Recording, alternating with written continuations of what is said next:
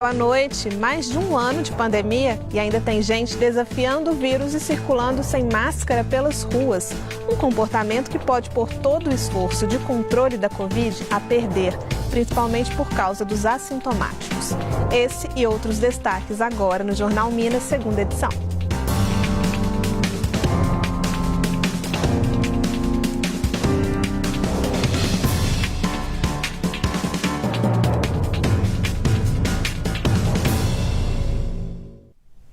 O Instituto Butantan entregou hoje ao Ministério da Saúde mais um novo lote de 1,5 milhão de doses da vacina Coronavac. A remessa será encaminhada ao Programa Nacional de Imunizações para serem distribuídas proporcionalmente aos estados. Com essa nova carga, são 39.700.000 doses já entregues ao governo federal. Em Minas, o governo começou a distribuir hoje para as regionais de saúde o carregamento de vacinas que chegou ao estado na última quinta-feira. São 478.000 doses. O governador Romeu Zema formalizou hoje no Ministério da Educação um pedido para que professores subam na lista de prioridade no Plano Nacional de Imunização contra a Covid-19. Nas redes sociais, Zema adiantou o teor do ofício. Ele explica a importância da inclusão de professores e demais trabalhadores da educação como prioridade na vacinação, para que ocorra a volta gradual das aulas presenciais. Alguns estados e o Distrito Federal têm vacinado professores e forças de segurança antes de outras categorias, contrariando as diretrizes do Ministério da Saúde. De acordo com o Ministério da Saúde, o grupo sempre esteve no Plano Nacional de Imunizações e depende de cada estado, à medida que avançar na vacinação dos grupos prioritários, incluir esta categoria. Já a assessoria do Ministério da Educação não se pronunciou. Depois da vacina, a melhor forma de se proteger contra a Covid é usando máscara. Aliás, mesmo quem toma vacina deve manter o uso da máscara, advertem os especialistas. Mas ela tem se tornado um ponto de discórdia e até mesmo de estresse para muita gente. Isso porque há ainda quem resista em usar o acessório. E essa pessoa pode justamente ser quem dissemina o vírus, porque pode ser um doente assintomático. Os números crescentes de novas contaminações pela Covid-19 parecem não assustar algumas pessoas. Nas ruas da região mais movimentada da cidade, o tempo todo a gente vê pedestres sem máscaras que usam o acessório de maneira errada, no queixo, com o nariz de fora. Ela incomoda, é desconfortável com certeza, mas é necessária. Esse acessório é basicamente fundamental, porque o vírus ele se transmite pelas secreções produzidas pela fala, pela tosse, pelo espirro. Você elimina essas partículas virais no ar que te cerca. As novas variantes do coronavírus chamam a atenção porque podem ser mais transmissíveis e isso também interfere nos protocolos. As máscaras caseiras até protegem contra as novas cepas, mas precisam ser readequadas. É aquela que é composta de uma camada dupla de algodão e que principalmente seja bem adaptada à face do indivíduo, de forma a impedir a livre circulação de ar por baixo dela, que ela não esteja relaxada, caindo, frouxa. Foi necessário mudar o tipo de máscara para garantir mais proteção, mas mesmo depois de um ano de pandemia, tem gente que simplesmente não usa e também não respeita a regra obrigatória ao entrar em lugares fechados como ônibus e o comércio, por exemplo. Incomodada com pessoas sem o acessório na fila da casa lotérica, Rejane resolveu falar, mas foi agredida. Chegaram 3 meninas dos seus 20 e poucos anos, mais ou menos, atrás de mim e chegaram muito perto de mim. Aí isso já me incomodou, porque o distanciamento, né, exigido é maior. Eu olhei, as 3 estavam sem máscara. Aí eu pedi educadamente, assim, vocês poderiam colocar máscara, por favor? Aí chegou minha vez na fila, eu entrei, fui atendida. Quando eu ia sair da casa lotérica, a que estava atrás de mim estava na porta, então eu tinha que necessariamente passar por ela. E aí quando eu passei por ela, ela tirou a máscara e tossiu assim, bem em cima de mim. Na hora eu fiquei sem reação nenhuma, fiquei mal e a única coisa que eu consegui fazer foi sair dali chorando, de me sentir mal com a humanidade. Para evitar esse tipo de situação, esta especialista explica o que pode ser feito por quem se sentir exposto em estabelecimentos comerciais e de serviços. Estando em um ambiente privado, é desse estabelecimento a responsabilidade pelo impedimento de ingresso de pessoas sem máscaras ou de manutenção nesse local de pessoas sem máscara. Então, o que eu aconselho que ela faça é que ela procure o estabelecimento ao invés de, às vezes, fazer uma abordagem pessoal. Quem é pego mais de uma vez sem máscara nas ruas e espaços públicos de Belo Horizonte está sujeito a multa de R$100. E para proteger ainda mais a população, também já existem leis que valem para áreas comuns de condomínios e empresas. Hoje já existe um consenso de que o empregador ele pode exigir que seus funcionários façam o uso da máscara, até porque ele está adstrito à lei e ele também é responsável pela segurança do trabalho dos demais funcionários. No caso de um condomínio, o que a gente aconselha é que os moradores façam a votação em assembleia de normas no sentido de se evitar, inclusive de se punir determinado condômino, determinado morador que insiste em fazer uso dos espaços coletivos dentro de determinado condomínio sem o uso da máscara.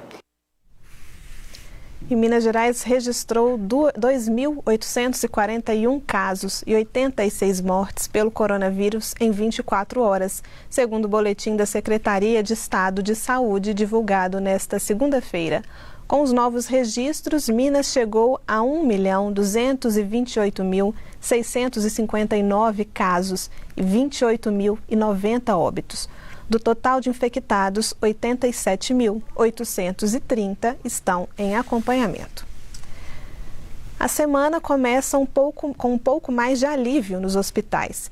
Isso porque no sábado, Minas recebeu medicamentos para o kit intubação.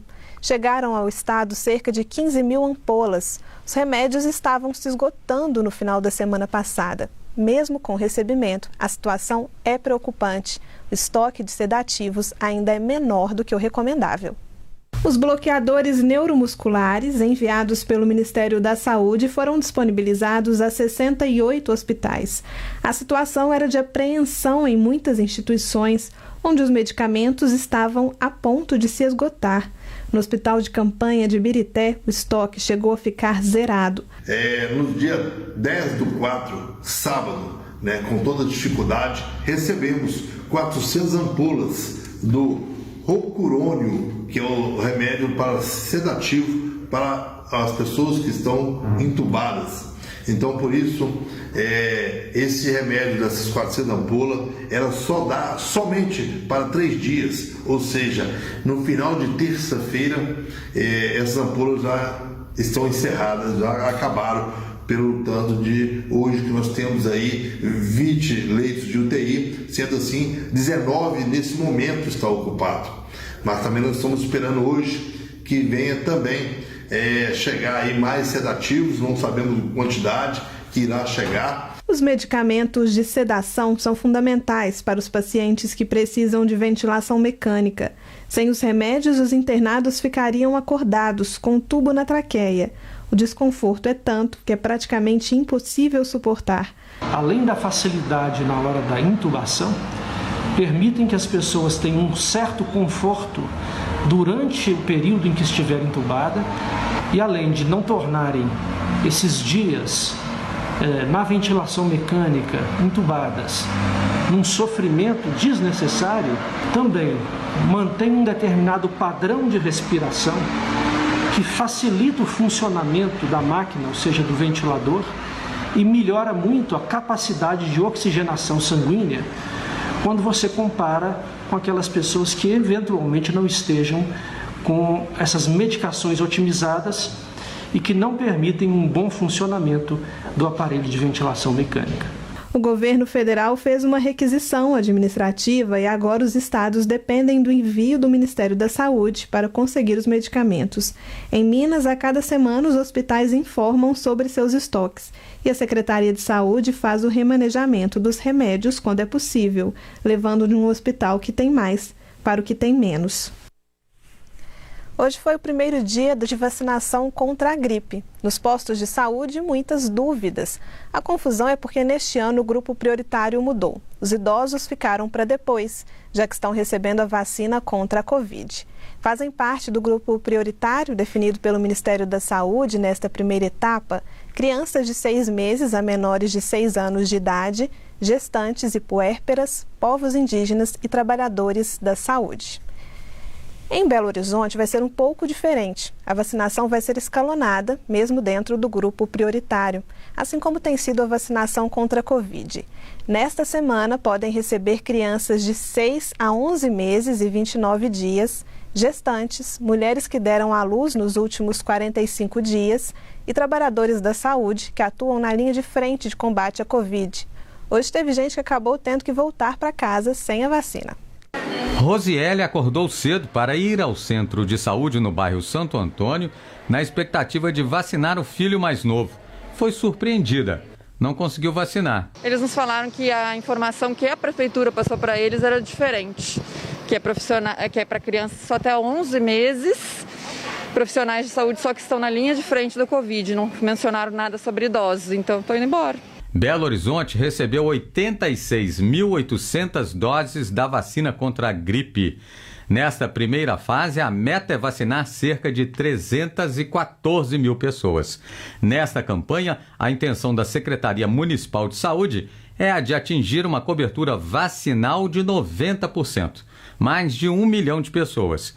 Dessa vez, em função da vacinação contra a Covid-19, houve alteração nos grupos prioritários para quem for tomar a vacina da gripe. Iniciaremos esse ano vacinando primeiro crianças de 6 meses até 5 anos completos, gestantes e puérperas e também os trabalhadores profissionais de saúde. Profissional da saúde, este médico geriatra também não conseguiu tomar a vacina da gripe hoje. Hoje só estava sendo vacinado os profissionais de linha de frente, que estava sendo considerado os profissionais da própria instituição.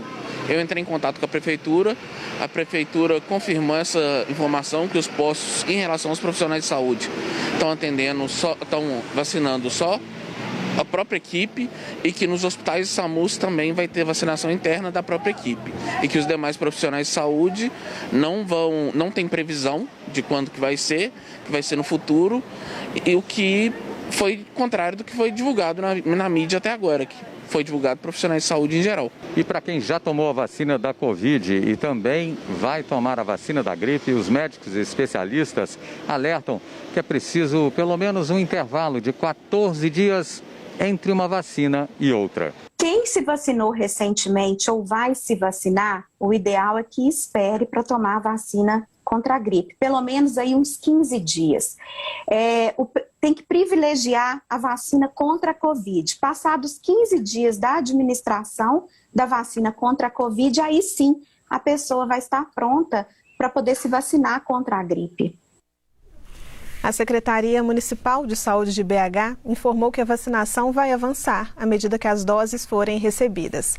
Para saber quais grupos estão sendo vacinados no momento, o ideal é ligar para o UBS mais próxima ou acessar o site da PBH, www.pbh.gov.br. A seguir, uma pesquisa explica por que as mulheres são as mais afetadas na pandemia e os indicadores da Covid melhoram na capital. A gente volta já.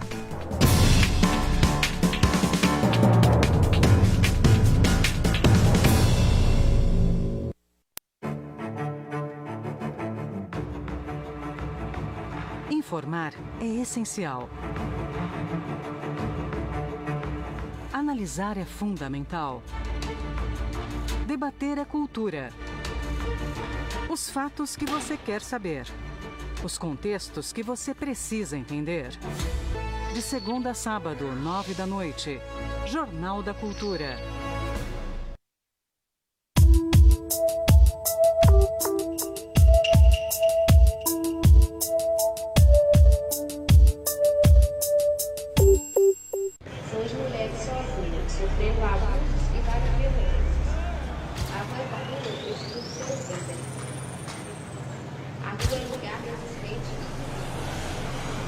Existe uma força nas ruas. invisíveis latentes. Uma força feminina. 11% das vidas nas ruas são de mulheres sozinhas, sofrendo abusos e várias violências. A voz da rua precisa de ser ouvida. Vida digna e sem violência. Direito de todos, de todos, de todos, de todos.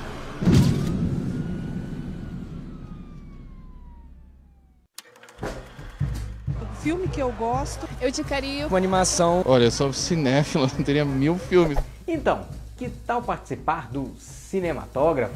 Para participar é muito simples, você vai mandar uma dica de filme, série, pelo WhatsApp que está aparecendo aí na tela para o quadro Meu Cinema. E você não pode esquecer de deixar de falar o porquê dessa sua escolha. A gente conta com a sua participação e vida longa ao cinema!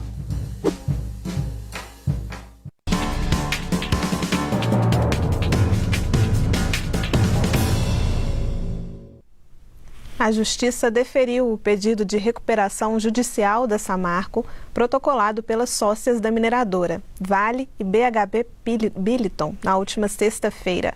Com isso, a empresa fica blindada contra ações judiciais de execução de dívidas com os credores, que são, em sua maior parte, fundos estrangeiros.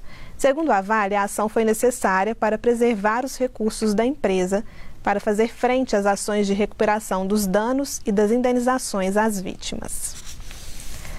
2 ex-secretários do governo Pimentel foram indiciados pela Polícia Civil pelo crime de peculato.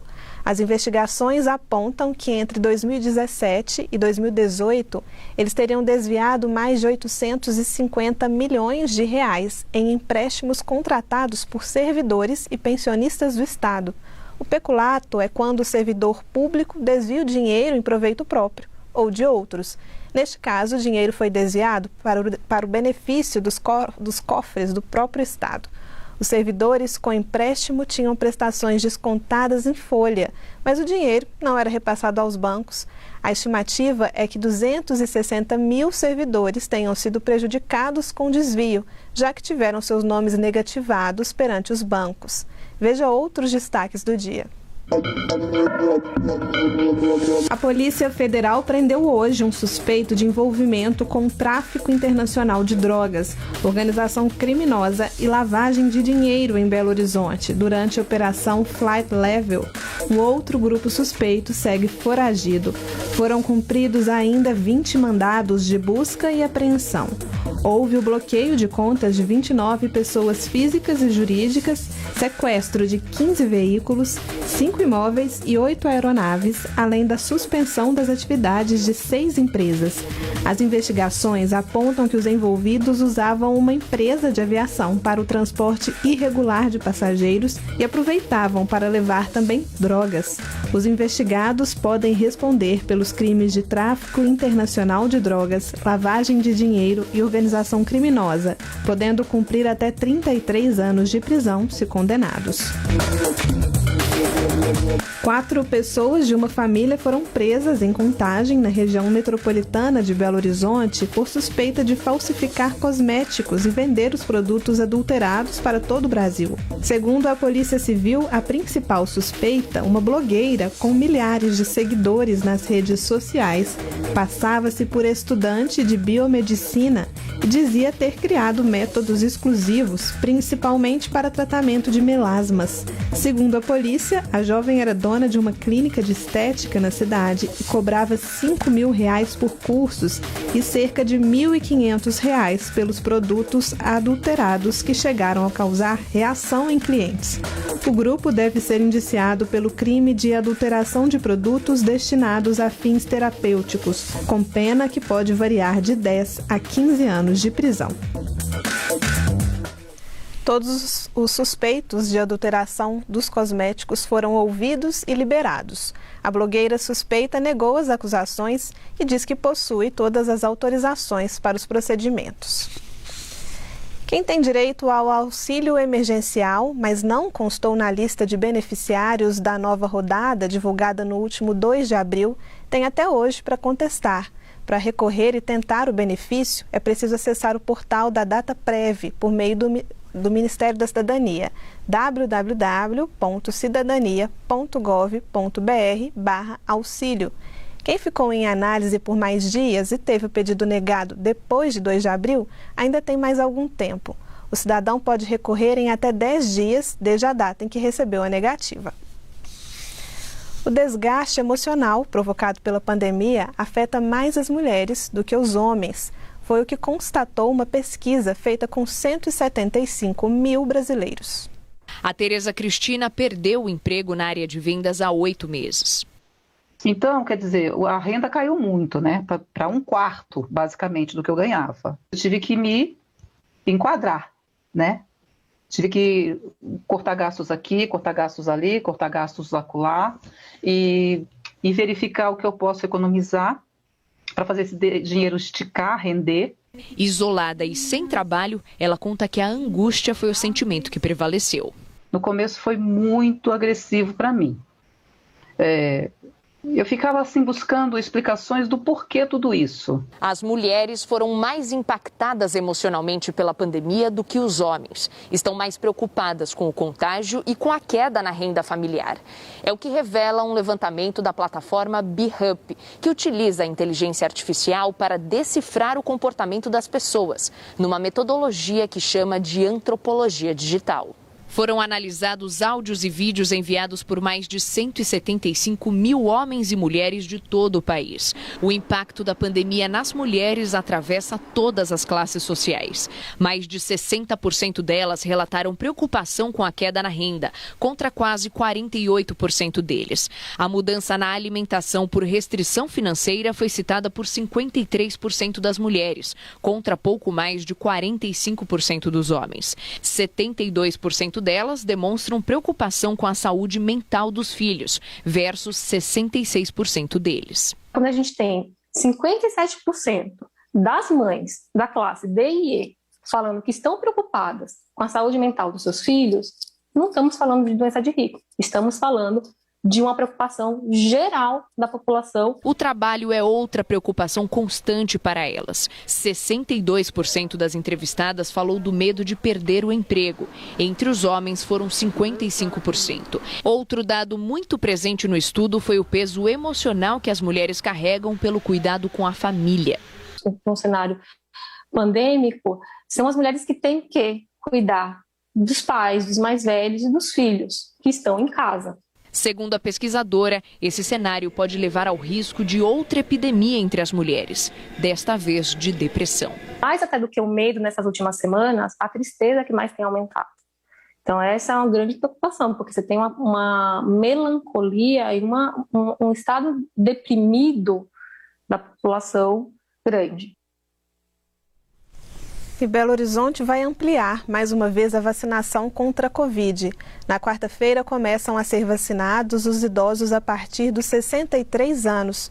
Pela primeira vez em quase um mês, a taxa de ocupação de leitos de UTI ficou abaixo dos 90% em BH. A ocupação de leitos de enfermaria saiu do alerta vermelho e a taxa de transmissão por infectado segue no nível verde, com 0,89%. A melhoria dos indicadores aumenta a expectativa para a próxima reunião do Comitê de Enfrentamento da Covid-19, confirmada pela Prefeitura para a próxima quarta-feira, quando pode sair uma definição sobre uma nova flexibilização da cidade.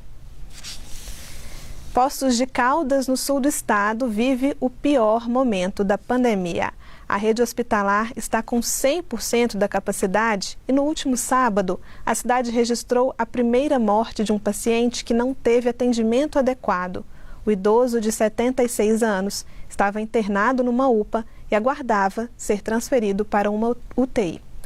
Mesmo diante desse cenário, uma cena causou revolta e indignação. Cerca de 300 carros, aproximadamente 1.000 pessoas, se aglomeraram na estrada de acesso para a rampa de voo livre. Muita gente sem máscara e consumindo bebida alcoólica. A polícia foi chamada para dispersar as pessoas, sendo necessário o uso de granadas de efeito moral de gás lacrimogênio. Em instantes, você confere algumas das mudanças que começam a valer hoje no Código Nacional de Trânsito. É um instante só.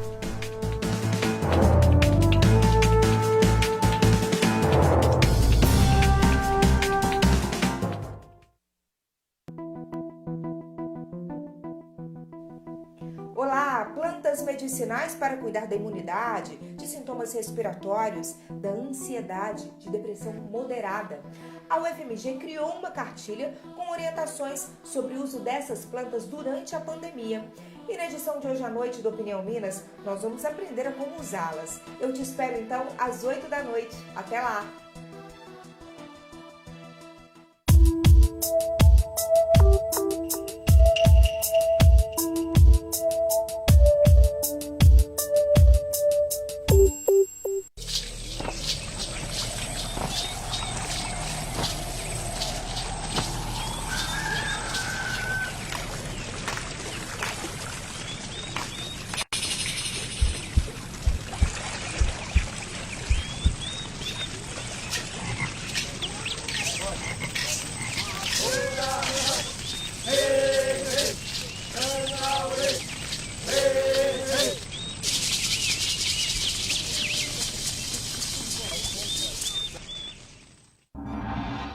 O contrário da decisão do ministro Nunes Marques do STF, que liberou as celebrações religiosas presenciais, as igrejas católicas de São Paulo vão manter as missas virtuais. A Arquidiocese de São Paulo entende que as medidas de distanciamento social independem de decisões judiciais e estão relacionadas com a gravidade da pandemia.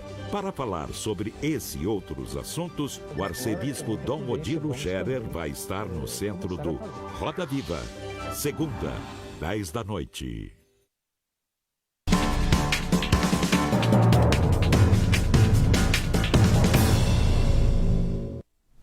Motoristas têm de ficar atentos às mudanças no Código de Trânsito Brasileiro, que entram em vigor a partir de hoje em todo o país.